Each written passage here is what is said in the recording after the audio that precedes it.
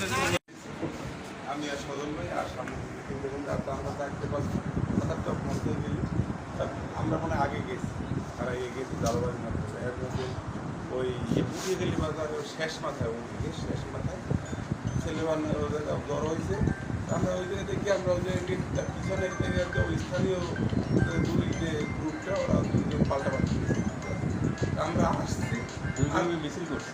হ্যাঁ মিছিল করছে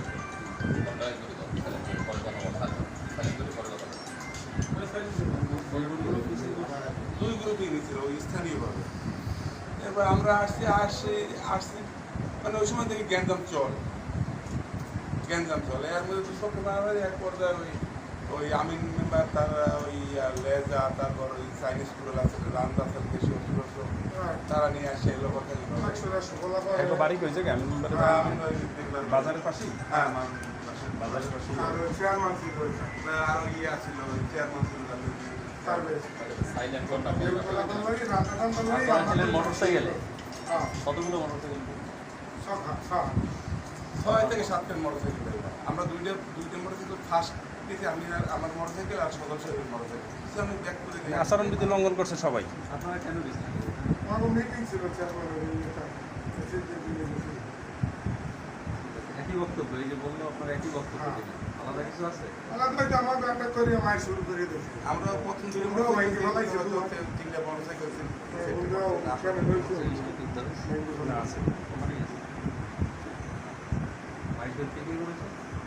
ওই ক্লাবার সপ্তাহ চিনি না আমিন মেম্বার আর চেয়ারম্যান একটা ছিল আর ওইখানে ছোট ছোট গোলাপ বড় না সবেটে রান্না অফিসটি চাইনিজ কুরাল এই যে মাছ শুরু হচ্ছে। আপনার মোটরসাইকেলে কারা কারা ছিলেন? ছিলাম যে কজনের নাম বলে।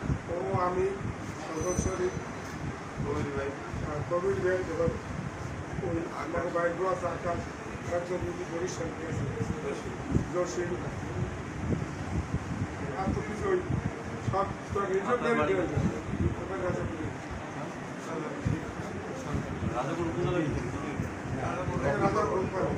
এই এরপরে করলেন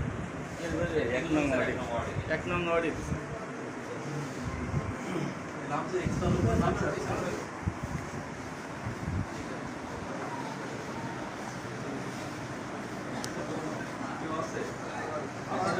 বক্তব্য থাকে লিখিত বক্তব্য এই ঘটনার বাকিটা কিছু না ঘটে। আমরা তো ভাই বহুত আমরা কিন্তু বহুত অবথাকৃত নির্বাচনটা কিভাবে আল্লাহর ইচ্ছে পাক করতে পারি যে যারা ভোট দেবে হইবে নির্বাচনে ভালো ছিল সবাই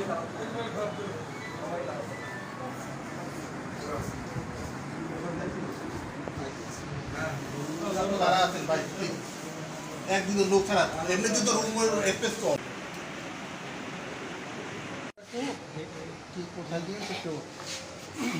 বিষয় হলো আমার অফিসে আমার মেম্বারের যে অফিস আমার বাসার সামনে আমার বাসার সামনে অফিস আমার নিজের ব্যক্তিগত মেম্বারই অফিস। এই অফিসে ওইখানে একটা বৈঠক ছিল, আমার চেয়ারম্যান আসছে, ওইখানে লোকজন ছিল, লোকজন নিয়ে আমরা আর কি বাইরে হয়েছে যে বাজারে আবার আমরা একটু চা খাই এর বিদায় দেবো। এর ভিতরে চেয়ারম্যান আক্রমণ করছে আর কি এরা ওই যে স্বপন সজল এরা অনেক লোক আক্রমণ করার পরে এখন তারে বাঁচাইতে দেয়া তখন আমার এই মাথায় কমতেছে, আমার ছোটো ভাইয়ে কমতেছে, তারপর পিঠে এসে মানে বেকায়দা অবস্থায় আমরা আসি। কয়টার দিকে এটা হলো এই মাগরিবের আধা ঘন্টা পরের কাহিনী।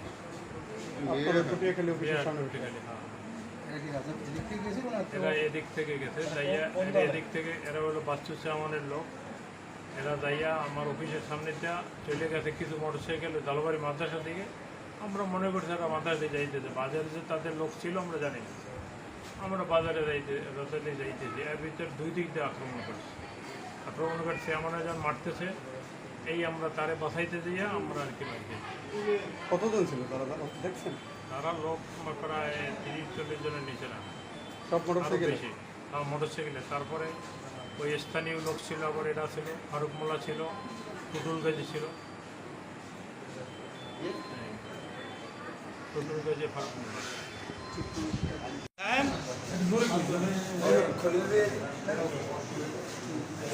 সাইন ভাই তো নিশ্চয়ই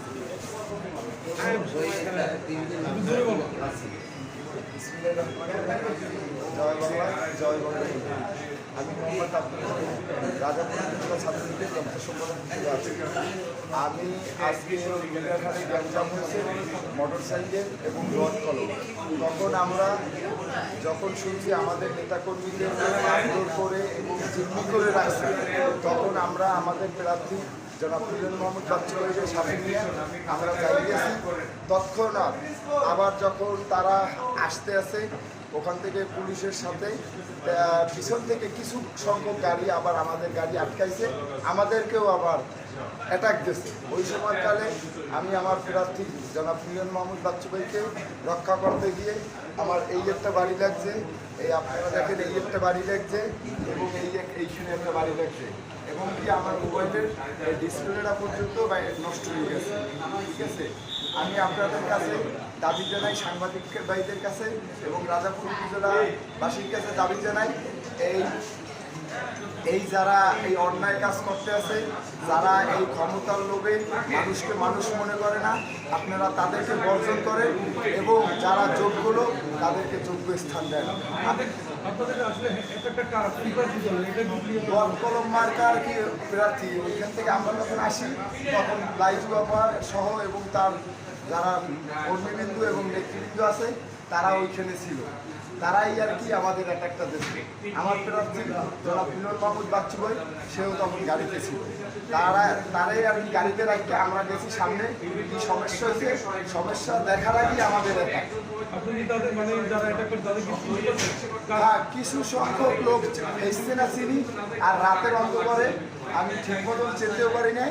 আমি আমার লোকজন নিয়ে পরে আমি নিজের গায়ে বাড়ি থেকে আমরা চলে যাচ্ছি আর বলছি আল্লাহ যদি আমাদের কবুল করে 9 তারিখ, আমরা 9 তারিখের পর আল্লাহর রহমতে এই যে সুষ্ঠু বিচারের দাবিতে আমরা আবার কাজ করব।